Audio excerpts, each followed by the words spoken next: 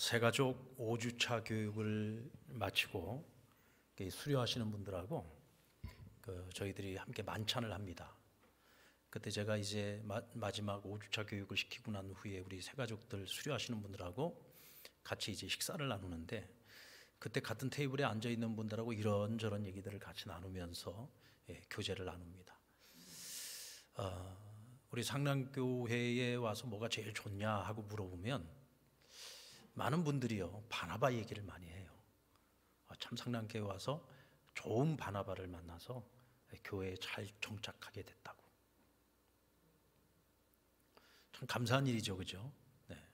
우리 상랑교회 바나바들이 참 많이 애쓰고 수고하시는 겁니다. 우리 바나바들에게 한번 박수 한번. 네. 오늘 이 가운데 우리 바나바를 열심히 하시는 분들 계실 거예요. 정말 바나바의 역할이 중요합니다. 그런데 또 이런 경우도 있어요. 저는 이 상랑교회 와서 바나바를 얼굴도 보지 못했고 전화 한 통화를 못 받아봤습니다 라고 말씀하는 분들도 있습니다.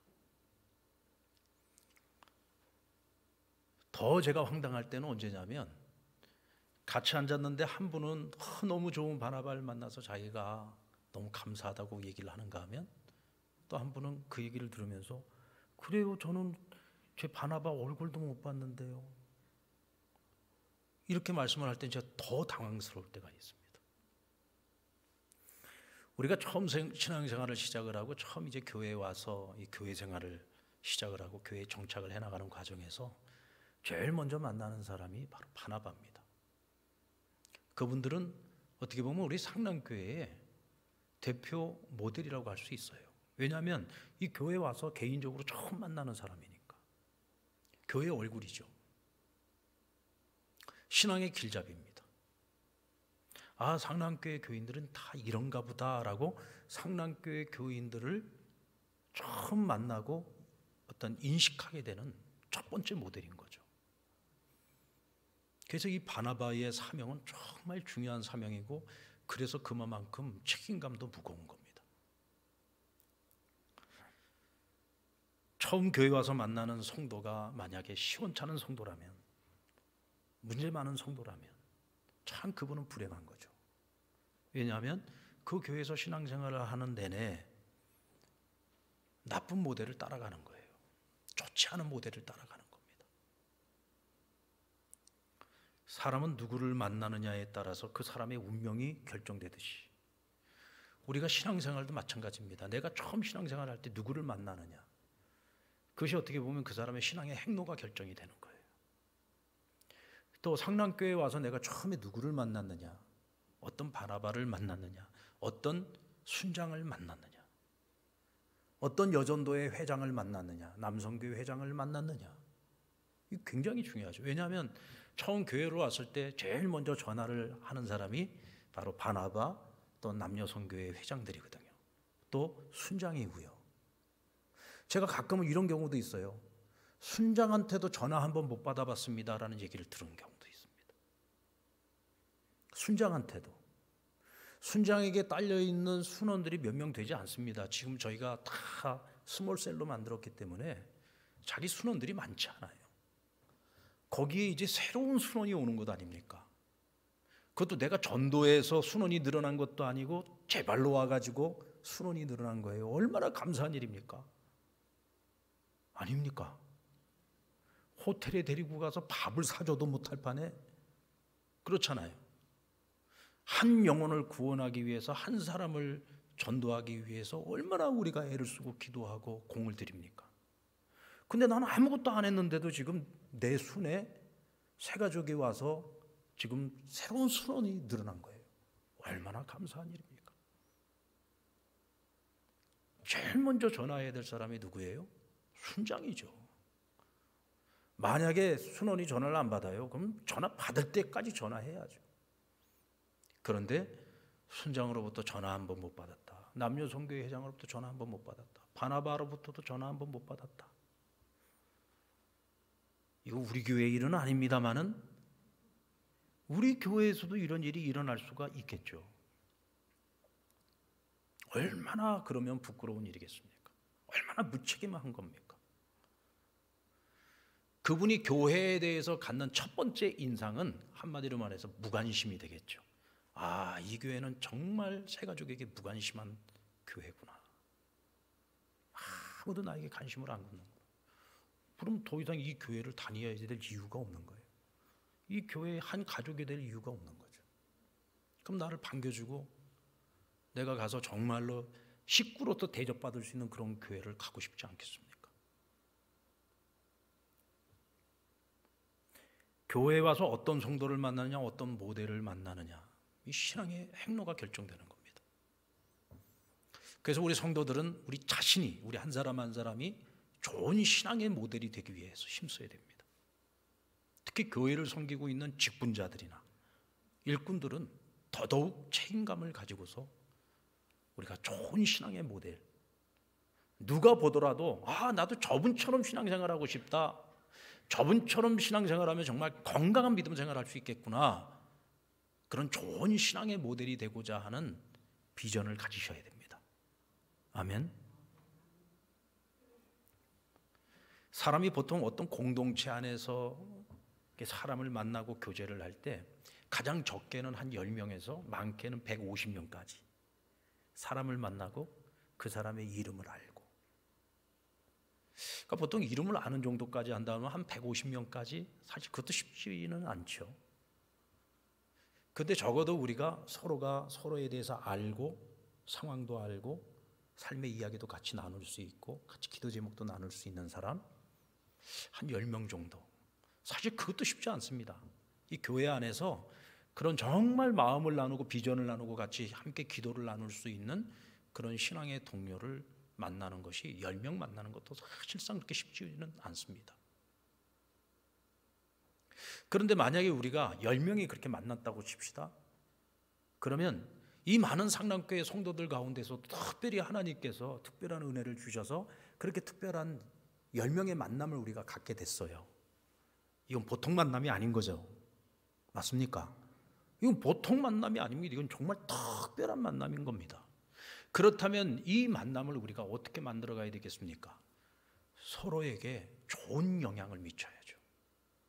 서로에게 선한 영향력을 미치는 사람이 돼야 됩니다.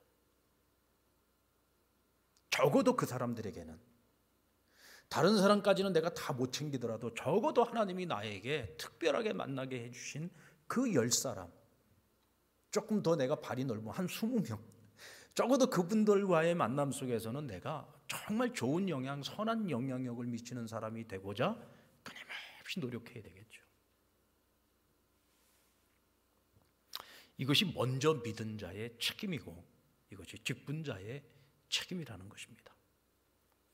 하나님께서 처음 교회의 모델을 세우실 때 예루살렘 교회를 처음 교회의 모델로 삼으셨어요. 그래서 오늘날에도 우리가 교회로 돌아가자, 교회의 본질로 돌아가자라고 이야기할 때는 항상 초대교회, 예루살렘 교회로 돌아가자, 초대교회로 돌아가자라는 이야기를 많이 하지 않습니까?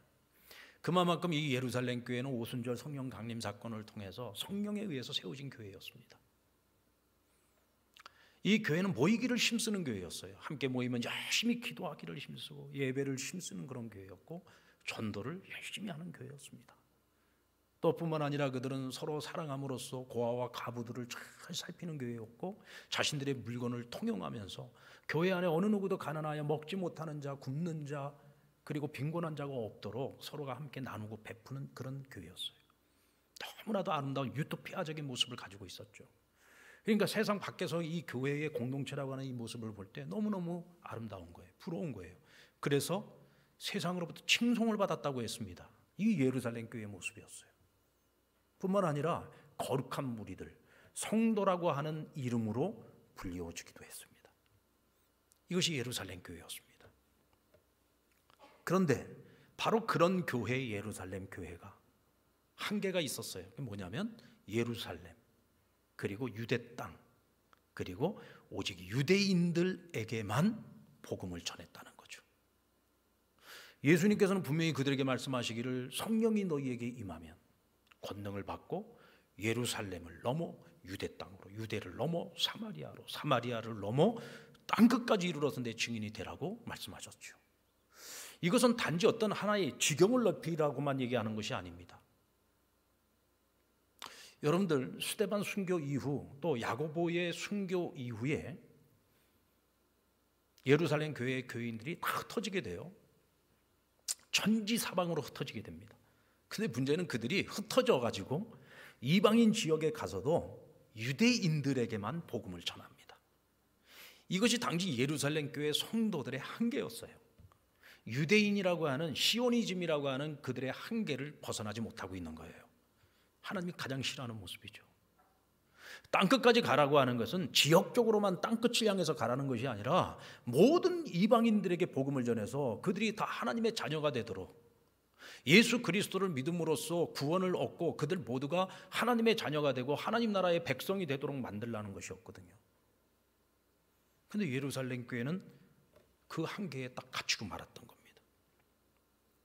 그런데 반면에 오늘 본문에 나오는 수리아 안디옥 교회를 우리가 주목할 필요가 있습니다. 그래서 오늘 사도행전 13장이 굉장히 중요해요. 사도행전 12장까지는 예루살렘 교회를 중심으로 한 사건을 기록하고 있다고 한다면, 이제 사도행전 13장부터는 수리아 안디옥 교회를 중심으로 해서 그리스도의 복음이 유대 땅에만 머무르고 유대인들에게만 머무는 복음이 아니라 이제는 이 복음이 모든 이방인들을 향해서 전 세계로 복음이 확장되어져 가는 그런 사건이 시작이 됩니다. 세계 복음화를 위한 마중물로서 하나님께서 세우신 교회가 바로 수리아 안디옥 교회였습니다. 같은 교회입니다. 같은 초대교회의 교회 중에 하나입니다. 그런데 예루살렘 교회는 전적인 유대인들에 의해서 세워진 교회였고 유대인 중심의 교회였다고 한다면, 이 수리아 안디옥 교회는 이방인들에 의해서 복음이 전파됐고 그렇게 해서 세워진 교회였을 뿐만 아니라 대부분의 성도들이 이방인들이었습니다. 이방인, 최초의 이방인 교회인 거죠. 뿐만 아니라 그들은 바나바와 바울 이 두 사람을 따로 세워서 그들에게 안수하고 이방인에게 복음을 전하기 위해 선교사로 파송을 합니다. 해외 선교사로 파송을 한 거예요. 최초의 해외 선교사 파송 사건이라고 할 수 있습니다. 놀라운 사건이죠. 수리아 안디옥 교회는요, 예루살렘 교회처럼 억지로 흩어가지고 복음을 전하게 한 것이 아닙니다. 본인들이 스스로 은혜를 받고 성령의 인도하심을 따라, 성령의 명령하심을 따라 그들이 순종함으로써 세계 선교의 마중물이 될 수 있었다 하는 것입니다. 바라기는 우리 상남교회가 그런 교회가 되었으면 좋겠습니다. 억지로 전하는 교회가 아니라 모든 성도들이 자원하여 각자의 삶의 자리에서 복음 전하는 삶을 살아가야 합니다. 당시 안디옥은 로마 제국의 3대 도시 중에 하나였어요. 로마 제국의 3대 도시, 첫 번째 도시는 로마죠. 두 번째 도시는 북아프리카에 있는 알렉산드리아라고 하는 곳입니다. 세 번째 도시가 바로 이 안디옥이었어요. 당시에 안디옥의 인구가 50만이 넘었다고 했습니다. 여러분들 우리가 50만 그러면 창원 인구가, 창원 특별 우리 특례시 말고 창원만 치면 우리가 한 53만 정도 있었는데 지금 한 50만 할 거예요. 그러면 이거 뭐야, 세계적인 도시가 무슨 50만. 여러분, 이거는 과거 고대 시대입니다. 과거 고대 시대에 한 도시가 50만 명이면 어마어마한 숫자입니다. 당시에 안디옥이라고 하는 이 도시는요, 예루살렘이라는 도시와는 이거는 견줄 수가 없을, 이미 세계화되어진 도시였어요. 정치적으로나 경제적으로나 문화적으로나 모든 면에 있어서 세계화된 그런 교회였다. 그런데 이곳에 교회가 세워지게 하심으로, 또 이곳에 이방인 중심의 교회가 세워지게 하심으로 하나님께서는 세계 선교를 위한 마중물로 그들을 세우셨다는 거죠. 그러면 이곳에 와서 복음을 전한 사람들이 누구였느냐? 사도행전 11장 19절 20절 말씀해 보면은요, 흩어진 자들이 베니게와 구브로와 안디옥까지 이르러 유대인들에게만 말씀을 전하는데, 이것은 예루살렘에서 흩어진 유대인 기독교인들이 베니게, 구브로, 안디옥까지 왔어요. 지역적으로는 지금 이방인 지역까지 온 겁니다. 근데 와가지고 누구에게만? 유대인들에게만 복음을 전했다. 자, 그런데 그 중에 구브로와 구레네 몇 사람이 안디옥에 이르러 헬라인에게도 말하여 주 예수를 전하니 그랬어요. 여기서 구브로, 구레네 그랬는데, 이 구브로는 아프리카 지역을 말하고 또 구레네 했는데 이 구레네도 역시 마찬가지. 아니죠. 구레네가 아프리카죠. 이 구브로는 구브로 섬, 오늘날의 사이프러스 섬을 얘기하고 있는 것입니다. 바나바와 바울이 최초의 1차 선교를 떠났을 때 제일 먼저 가서 복음 전했던 곳이 바로 이 구브로 섬이죠. 그런데 이 구브로 섬의 한 몇 사람과 구레네 몇 사람이 이 안디옥에 와서 이곳에 살고 있는 헬라인들에게 복음을 전하였다 했습니다. 그러니까 유대인이 전한 거예요? 이방인이 전한 거예요? 그렇죠. 이방인 기독교인이 이곳에 와서 복음을 전했다는 것입니다. 그래서 많은 사람들이 예수를 믿게 됐어요. 그 소문이 예루살렘 교회까지 흘러들어가게 됩니다. 그러면서 예루살렘 교회가 아니 어떻게 이런 일이 있을 수 있느냐, 어떻게 이방인들이 예수를 믿을 수가 있어? 그래서 누구를 대표로 보냈느냐 하면 바나바를 보내게 됩니다. 근데 바나바가 이곳 수리아 안디옥으로 가는 길에 바로 수리아 안디옥으로 가지 않고 다소라고 하는 곳을 들리게 됩니다. 여러분, 다소는요, 이곳 수리아 안디옥을 가기 위해서는 육로로 가면 되지만 이 다소라고 하는 곳은요, 육로로 갈 수 있는 곳이 아니에요. 배를 타고 가야 됩니다. 왜냐하면 이것은 오늘날의 터키족 소아시아 지역에, 소아시아에 있는 해변 도시거든요. 그러니까 그곳까지 배를 타고 가서 다소에 있는 바울을 설득을 해가지고 그를 데리고 수리아 안디옥으로 간 거예요. 그러니까 바나바가 아주 작심을 하고 바울을 데리러 간 겁니다. 여러분, 이건 쉬운 일이 아니에요. 당시에 배 타고 가는 것은 목숨 걸고 가는 것입니다. 몇 날 며칠을 배를 타고 가야 되는 일이에요. 이게 돈도 많이 드는 일이고요. 엄청난 수고와 피곤과 노력이 필요한 일이죠. 그럼에도 불구하고 그가 바울을 데리러 갔던 것은 바울이 정말 필요한 사람이라고 하는 확신이 있었기 때문이에요. 당시만 하더라도 사도 바울은 예루살렘 교회로부터 전혀 인정받지 못하고 있던 사람이었습니다. 왜냐하면 과거에 기독교를 핍박하고 특히 예루살렘 성도들을 핍박했던 사람이거든요. 그래서 그가 회심하고 돌아왔고 이미 아라비아 광야에서 그렇게 오랜 기간 동안 훈련을 받고 이제 하나님께서 이방인의 사도로 쓰시겠다고 모든 것을 하나님이 다 이미 명령하셨는데도 불구하고 예루살렘 교회가 그걸 인정하지 않으니까 그가 이 교회에 와서 어떻게 사역을 할 수가 없는 거예요. 그래서 자기 고향 다소에 가 있었던 겁니다. 그런 바울을 가서 설득을 해가지고 수리아 안디옥에 왔는데 이곳에 와서 원래 이곳에 복음을 전했던 구레네 사람 또 구브로 사람들 그들과 함께 1년 동안을 열심히 거기서 복음을 전했는데 허다한 사람들이 예수를 믿게 된 거예요. 그렇게 해서 세워진 교회가 바로 수리아 안디옥 교회였습니다. 그리고 이들이 얼마나 훈련을 잘 시켰는지 믿음이 뜨거워서 세상 사람들로부터 처음으로 이 수리아 안디옥 교회 성도들을 가리켜서 그리스도인이라고 하는 이름으로 그들을 부르기 시작했습니다. 여러분, 우리가 서로를 부를 때 또 우리 자신이 그리스도인이라고 말하잖아요. 이 그리스도인이라고 하는 이 이름을 우리가 언제부터 얻었느냐? 이 수리아 안디옥 교회가 아주 건강하고 모범적인 교회의 모습, 세상에 비춰질 때도 야, 그리스도인들은 다르다라고 인정을 받았기 때문에 오늘 우리에게도 이 그리스도인이라는 이 이름이 불려지게 된 겁니다. 자, 그런데 이 교회가 바나바와 사울을 이방인을 위한 선교사로 따로 구별해서 그들에게 안수를 주고 파송을 한 겁니다. 자, 그러고 보면 하나님께서 교회를 사용하실 때에도 하나님의 교회를 사용하실 때에도 이 주도권이 옮겨가는 것을 볼 수가 있어요. 최초의 교회 예루살렘 교회, 예루살렘에서 시작해서 온 유대 땅을 복음화시키는데 하나님께서 예루살렘 교회를 사용하셨어요. 그리고 이 교회가 흩어지게 만드시면서 이제는 이방인에게 복음을 전하기 위해 세계 복음화를 위해서 하나님이 어느 교회를 수리아 안디옥 교회를 새로운 촛대로 삼으신 겁니다. 그리고 이 촛대가 또 나중에 어디로 옮겨가게 됩니까? 로마 교회로 옮겨가게 되죠. 로마는 세계를 지배하고 있었습니다. 세계로 통하는 모든 길이 로마를 통해서 모든 길이 열려 있었어요. 하나님께서는 로마 교회를 통해서 또 로마를 통해서 복음이 전 세계로 나아갈 수 있도록 만드셨습니다. 하나님이 로마 교회를 또 하나의 촛대로 삼으셨고요. 결국은 이 복음이 유럽뿐만이 아니라 이제는 아시아 쪽으로 나아가도록 하기 위해서 하나님께서 영국 교회를 사용하시죠. 영국 교회를 사용하셨습니다. 나중에는 대한민국에까지 복음이 들어오게 하시기 위해서 미국 교회를 또 사용하셔서 미국 교회가 엄청난 부흥을 이루게 되고, 또 대부흥 시대에 얼마나 많은 선교사들이 전 세계로, 아시아로도, 이 대한민국 그 가난하고 정말 사람이 살 수 없을 것 같았던 그런 땅에 와서 그들이 복음 전해주지 않았습니까? 그리고 오늘날에는 하나님께서 이 대한민국 한국교회를 들어서 사용하고 계십니다. 할렐루야.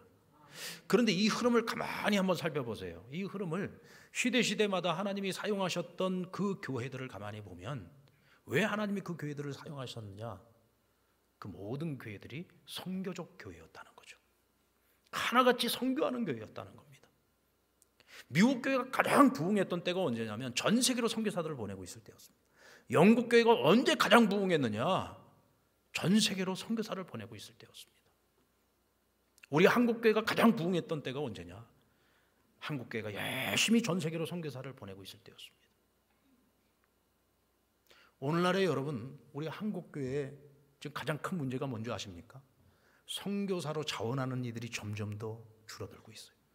선교사뿐만 아니라 목회자가 되겠다고 신학교에 가는 젊은이들이 점점 더 사라지고 있습니다. 지금 우리 시대가 바로 그런 시대가 되었죠. 저는 이 모습을 보면서 하나님께서 이 촛대를, 우리 한국교회를 사용하고 있는 이 촛대를 하나님께서 다음에는 어디로 옮기시려고 하시는가? 저는 바라기는 옮겨지지 않았으면 좋겠어요.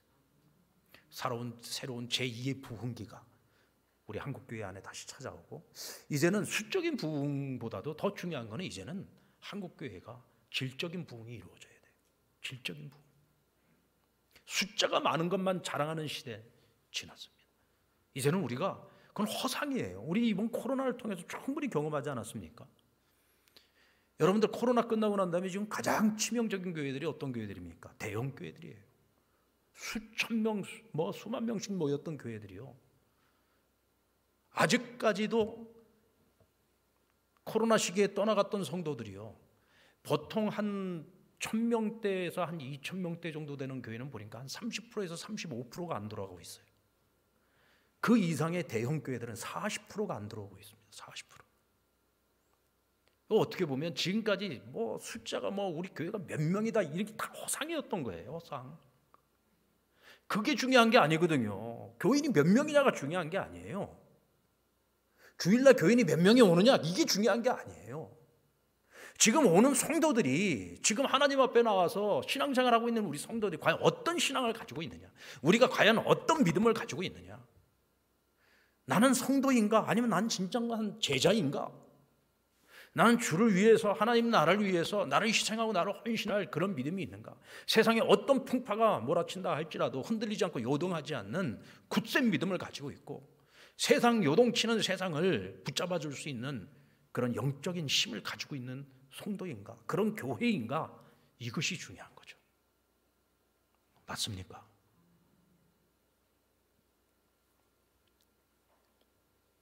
하나님께서는 오늘도 선교하는 교회를 기뻐하십니다. 선교하는 교회를 가장 모범적인 교회가 되게 하시고 그런 교회들을 부흥케 하십니다. 저는 우리 상남교회가 어떤 경우에도 이 선교적인 교회로서의 우리의 그 사명을 절대로 잃어서는 안 된다. 지금 우리 한국교회 선교사들이요, 그 선교지에서 지금 많이 철수하고 있습니다. 왜 많이 철수를 하냐면 선교 지원을 하고 있던 교회들이, 그러니까 보내는 교회들이 중도에 다 끊어버리는 거예요. 선교사 지원을 다 끊는 겁니다. 왜냐하면 교회 사정이 어려워지니까. 교회 사정이 어려워지면서 제일 먼저 정리하는 것이 선교사들부터 정리를 하는 거예요. 이게 지금 가장 큰 문제인 거죠. 선교사를 정리해야 되는 것이 아니라 다른 걸 정리해야 해요. 다른 거를 줄여나가야죠. 하나님이 가장 기뻐하시는 일이 선교하는 일인데 선교하는 것 다 줄여버리고 나면, 그럼 여러분 선교비를 줄이면 교회 재정이 더 나아질 것 같습니까? 절대로 그렇지 않습니다. 하나님이 기뻐하시는 일들을 우리가 끊임없이, 우리가 없는 형편 속에서도, 힘들고 어려운 형편 속에서 허리띠를 졸라매더라도 선교적 사역을 우리가 계속해서 해나가고 하나님 기뻐하시는 일들을 해나갈 때 하나님께서 그 교회를 들어 사용하시기 위해 부족한 것들이 있으면 채워주시는 거예요. 그것이 재정이면 재정도 채워주실 것이고, 사람이면 사람을 채워주시는 것이고. 아멘. 우리 이 원리를 알아야 돼요. 이 원리를. 무엇이 하나님이 기뻐하시는 일인가 이것을 알고 거기 우선순위를 두고서 우리가 사역을 해나가야 되는 것입니다. 우리 상랑교회는 어떤 일이 있어도 만약 우리 상랑교회 재정이 줄어든다 할지라도 우리는 절대로 선교비는 줄이면 안 됩니다. 오히려 어려울 때일수록 선교비는 더 늘려야지 돼요. 우리 상랑교회는 지금까지 그렇게 해왔어요. 아무리 어려워도 어려울 때일수록 선교비는 더 늘려야 됩니다. 그래야 하나님께서 우리 상랑교회를 복주시고 성도들을 복주시고 우리 상랑교회가 주님 오시는 날까지 쓰임받는 그런 교회가 되게 만들어 가시는 겁니다. 그리고 안디옥 교회가 바나바와 사울을 이방인 선교사로 보내는 그 시절 헤롯의 죽음과 굉장히 관련이 있는 것을 알 수가 있어요. 12장 20절로 23절에 보면 교회를 핍박했던 헤롯이 벌레에게 먹혀서 죽었다는 기록이 나옵니다. 참나, 이거 한 나라의 왕이었던 사람이 벌레한테 먹여서 죽었다. 왜요? 이 사람이 교회를 핍박했거든요. 사도 야고보도 데려다 죽이고 베드로도 죽이려고 했는데 실패로 끝나지 않았습니까? 근데 이 사람이 죽었어요. 이 얘기를 지금 기록하고 있는 이유는 뭐냐면 헤롯의 죽음과 더불어서 핍박이 멈춰졌다는 것입니다.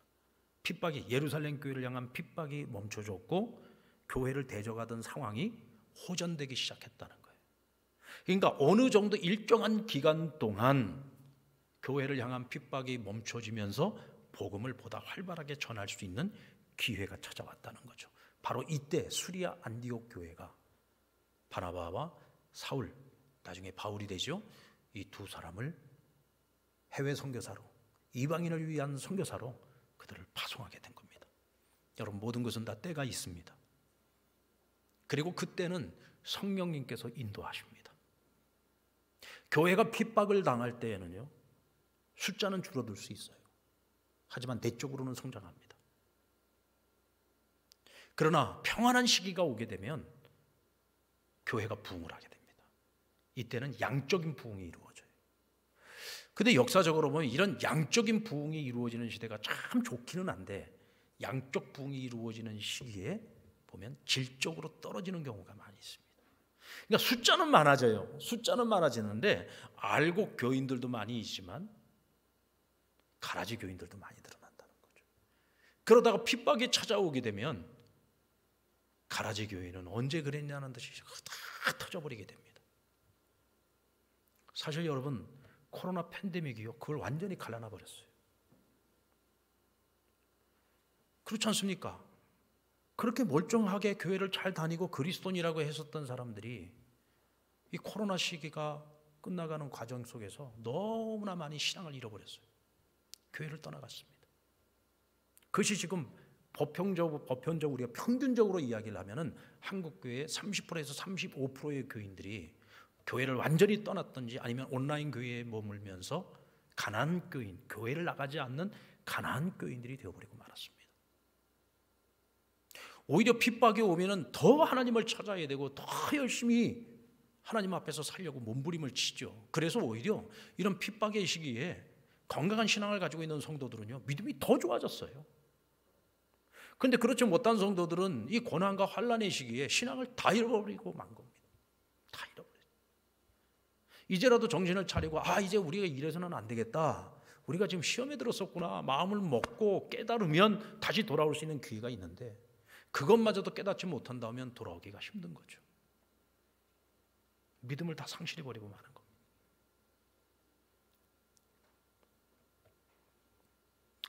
그래서 여러분, 양적인 부흥기에 가장 필요한 것이 뭐냐면 양육과 훈련입니다. 양육과 훈련이에요.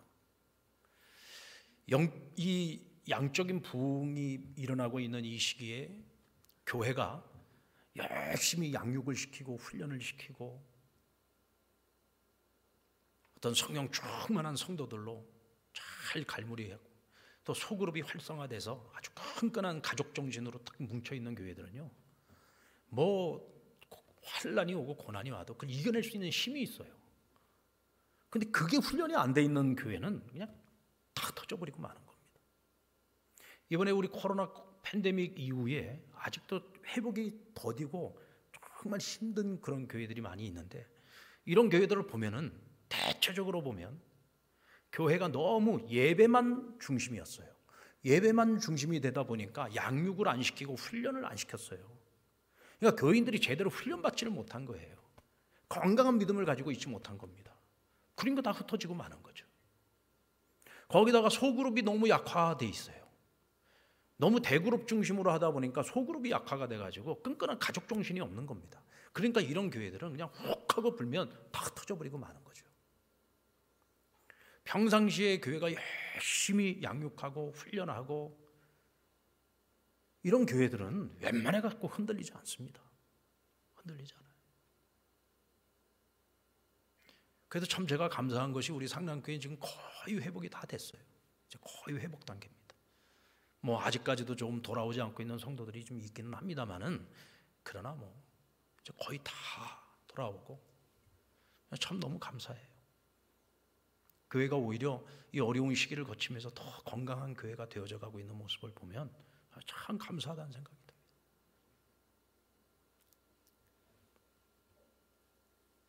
안디옥 교회는 선지자로 교사로 분류되는 이들이 있었습니다. 이들은 복음을 전해서 안디옥 교회를 세운 이들이었고 가르치는 이들이었죠. 여기 보니까 선지자라 또 교사라라고 분류를 했는데 이 선지자는 대체 뭘까? 이 초대교회 내에 선지자가 있었다. 이 선지자는요 어떤 사람들이냐면 하나님께로부터 계시를 받아서 예언을 하는 자들이었습니다. 그러니까 프로페테스, 예언자라고 불려지는 사람들이었습니다. 여러분들 우리가 예배를 드리는데 갑자기 하나님께서 나에게 계시를 주셨다고 잠깐만요 하고 일어나가지고 하나님이 저에게 오늘 우리 성도들에게 이렇게 말씀하라고 하십니다 라고 전하면 그분은 뭐가 되죠? 저 이상한 신비주의자 혹은 이단이 되는 겁니다. 오늘날에는 그러면 안 돼요. 왜냐하면 오늘 이 시대는 하나님께서 우리에게 분명한 계시를 주셨어요. 그게 뭐냐? 하나님의 말씀이 성경이에요. 우리는 성경을 통해서 하나님을 알고 성경을 통해서 하나님 만나죠. 성경을 통해서 하나님의 음성을 듣습니다. 아멘? 그런데 초대교회는 상황이 달랐어요. 초대교회는 신약 성경이 한참 쓰여지고 있는 중에 있었습니다. 그러니까 그들에게는 아직 신약 성경이 없었어요. 기껏해야 쪽복음 정도를 가지고 있는 겁니다. 이미 완성되어진 복음서, 그것도 모든 성도가 가지고 있는 것도 아니고 한두 사람 정도가 가지고 있을 수 있는 정도. 그것도 뭐 전체를 갖고 있는 것도 아니에요. 그 중에 몇 장 정도를 가지고 있는 정도. 그러니까 그 당시에는 성도들이 하나님의 말씀을 듣고 또 하나님의 계시를 들으려면 하나님께서 특별히 예언의 은사를 준 선지자들을 통해서 하나님 말씀하실 수밖에 없었어요. 그래서 오늘 바나바와 사울을 특별히 따로 세워서 이방인의 선교사로 그들을 파송하게 되는 것도 성령님께서 예배를 드리는 중에 특별히 어떤 은사를 받은 자를 통해서 하나님 말씀하신 거예요. 성령님이 말씀을 하신 겁니다. 그래서 성령님이 그들에게 시키실 일이 있어 바울과 바나바를 따로 구별하여 세우게 하셨고 그들에게 안수하여 이방인 선교사로 보내게 하신 거란 말이죠. 초대교회 때는 이런 일들이 그냥 합법적으로 되어졌어요. 또 하나님께서 그렇게 일하실 수밖에 없었던 것이고. 근데 오늘날은 아닙니다. 오늘날에는 만약 그렇게 되면 그건 신비주의자가 되는 것이고. 그러나 만약에 내가 개인적으로 하나님 앞에 기도를 하고 내가 개인적으로 하나님의 말씀을 묵상하고 하는 가운데 하나님 내게 개인적으로 주는 건 상관이 없어요. 그러나 공동체 안에서 그와 같은 일은 허용되지 않습니다. 그러나 바울의 시대에는 이런 일들이 가능했다라는 것입니다. 여러분, 바울도 선지자였습니다. 바울이 얼마나 많은 서신서들을 썼습니까? 근데 그 서신사가 자기 생각 가지고도 다 쓴 건가요? 아니죠. 하나님이 주시는 말씀으로 쓴 거잖아요. 그래서 바울의 서신서들이 성경에 들어갈 수 있었던 겁니다. 그렇죠. 이건 사람의 생각으로 쓴 것이 아니에요. 하나님이 주신 말씀입니다. 그렇기 때문에 이것이 성경이 될 수 있었던 거죠. 바울도 선지자였던 겁니다.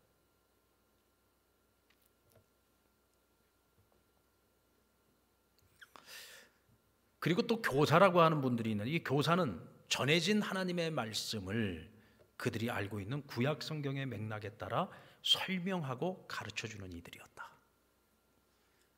그러니까 어떤 면에서 선지자들은 어느 한 교회에 소속되어 있는 사람들이 아니라면 교사들은 한 교회에 소속된 사람들이라고 할 수 있어요. 그러니까 당시에 구약 성경은 있었죠. 그러니까 예수님에 관한 말씀들을 구약 성경에 예언되어진 말씀들을 가지고 설명해서 예수 그리스도가 그리스도인 것을 가르치고 전하는 사람들이었다는 것입니다. 이분들이 교사들이었어요. 그런데 오늘 성경에서 거명하고 있는 니게르라고 하는 시몬, 구레네 사람 루기오, 분봉왕 헤롯의 젖동생 마나엘, 또 바나바와 사울, 이와 같은 사람들이 전부 뭐예요? 선지자였고 교사들이었다. 근데 그들이 함께 안디옥 교회를 세운 거죠. 그리고 그 중에서도 성령님께서 바나바와 그리고 다소 출신의 사울을 따로 구별하여 이방인의 선교사로 그들을 파송한 겁니다.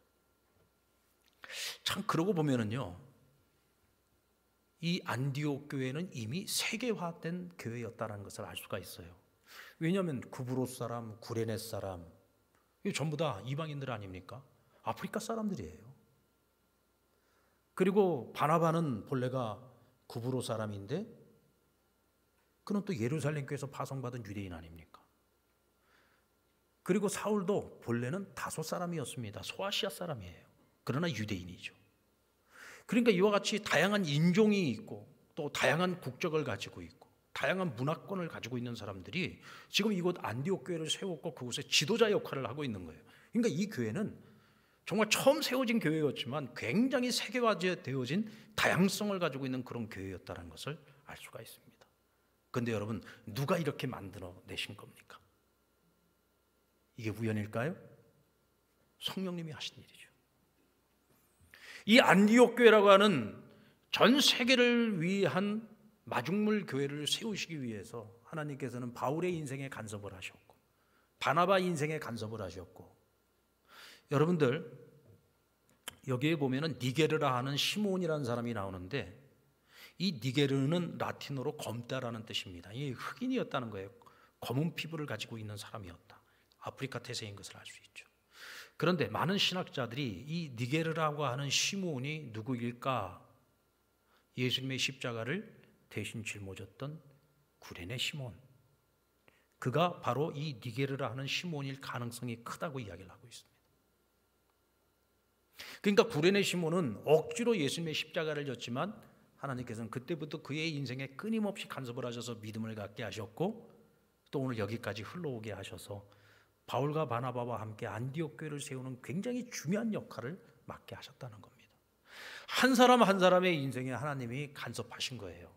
그래서 그들을 오늘 여기까지 오게 하셨고 하나님의 교회를 세우게 하셨고 이제는 또 이곳에서 파송을 받아 이방인을 위한 선교사로 나아가게 된 거다. 이 모든 것이 누가 하신 일이다? 성령님이 하신 것이다. 이건 절대로 우연이 아니다. 여러분, 우리가 어떻게 이렇게 상남교회에서 함께 모이게 되었습니까? 여러분, 저도 제가 창원에 올 줄 몰랐습니다. 제가 상남교회 목사가 될 줄 몰랐죠. 하나님께서 제 인생을 여기까지 간섭하시고 저를 여기까지 인도하셔서 데리고 오셨고 벌써 이제 16년째 우리 상남교회에서 사역을 하게 있습니다. 여러분들도 이곳이 고향인 분 몇 분 없잖아요. 다들 객지에서 오지 않았습니까? 여러분들이 인생을 살아가면서 내가 창원에 와서 살 거라고 아예 처음서부터 나는 계획을 가지고서 이곳에 오신 분들 몇 명이나 있어요.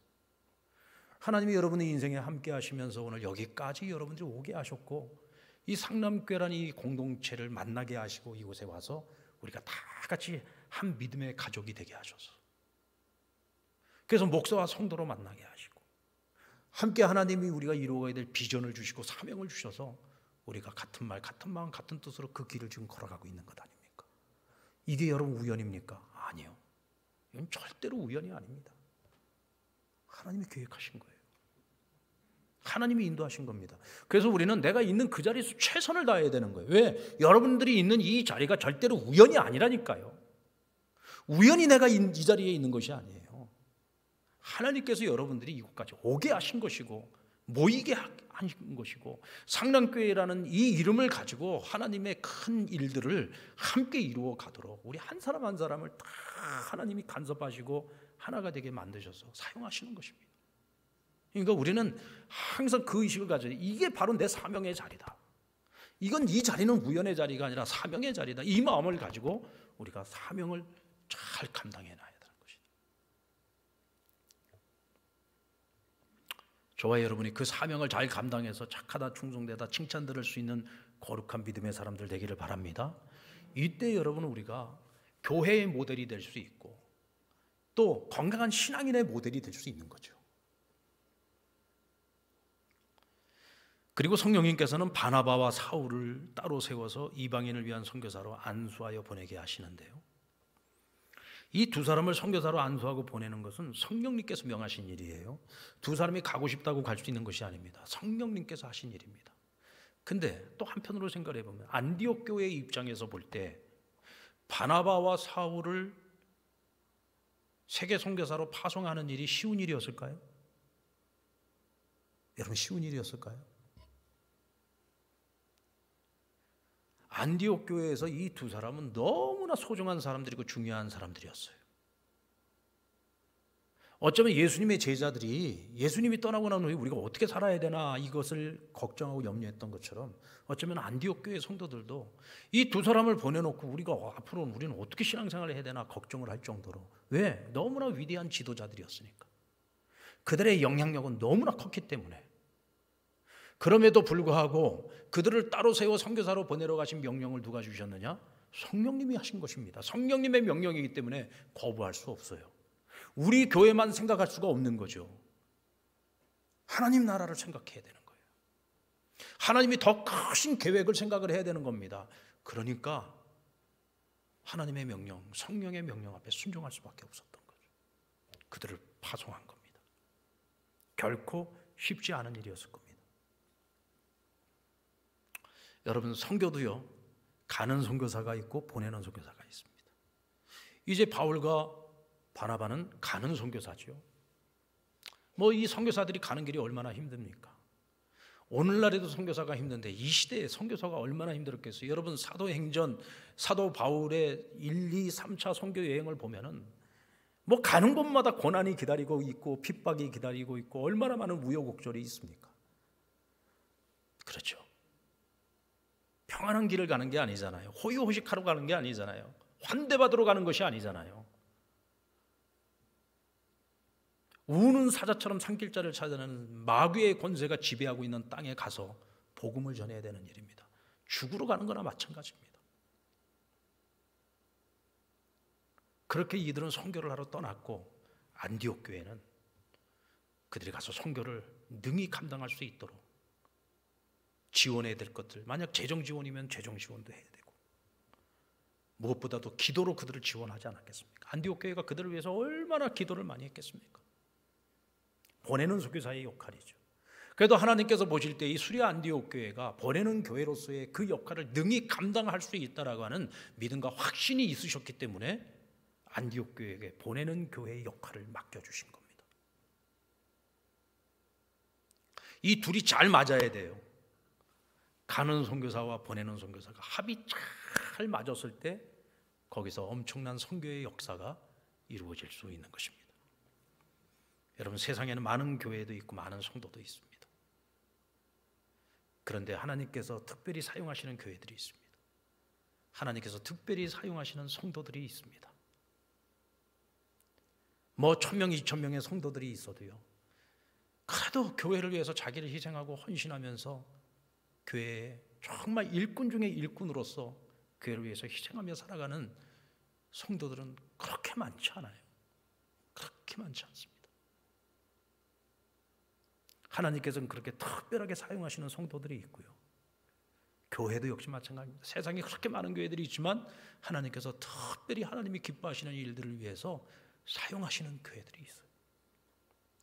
모든 교회가 그렇게 하나님께 기쁨으로 다 쓰임받는 건 아니더라고요. 하나님이 특별히 사용하시는 교회들이 있습니다.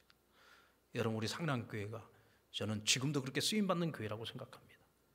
주님 다시 오시는 그날까지 우리가 늘 그렇게 하나님 앞에 변함없이 쓰임받는 교회가 될 수 있기를 바라고, 우리 상랑교회 성도들은 어디를 가든지 역시 상랑교회 교회는 뭐가 다르도 다르다 이런 말을 들어야지, 저 상랑교회 저 사람 보니까 상랑교회 지를 알겠어 이런 말 들으면 안 됩니다.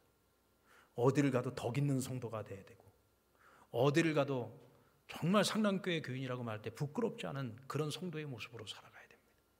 아멘. 은혜를 베풀 줄 알고 자비를 베풀 줄 알고 덕이 있는 그리스도인으로 살아야 됩니다. 우리는 성도의 자리에서 한 걸음 더 나아가 제자가 되고 일꾼이 되고 또 하나님께 따로 세워져서 거룩하게 쓰임받을 수 있는 사명자가 되어야 합니다. 이를 위해서 우리는 더욱더 성령 충만한 삶을 위해 우리 지금 아이스 프로젝트 하고 있지 않습니까? 열심히 예배를 회복하고 성도들의 아름다운 성도의 교제가 더 활발히 이루어지고 또 세상에 나가서 열심히 복음을 전하는, 그래서 오늘 이 시대에 하나님 앞에 쓰임받는 모델과 같은 건강한 모델로서의 그런 상랑교회 모든 성도들이 되어야 합니다. 아멘. 우리가 그런 목사가 되기 위해서 더욱 힘써야 되고, 그런 우리 장로님들 되려고 힘써야 되고, 권사님들 되려고, 한수 집사님 되려고 힘쓰고, 우리 모든 성도님들이 되기 위해서 더욱 힘써야 합니다. 오늘도 성령님께서는 하나님의 사람들을 세워서 선교를 이루어 가십니다. 하나님께서 우리 상랑교회를 통해서 선교를 이루어 가고 계십니다. 그 모든 선교 사역을 이루어 갈 때 우리는 보내는 선교사로서의 사역을 잘 감당해서 선교사들과 함께 하나님의 아름다운 선교의 역사를 같이 이루어 갈 수 있는 능력 있는 우리 상랑교회가 될 수 있기를 주님의 이름으로 축원합니다.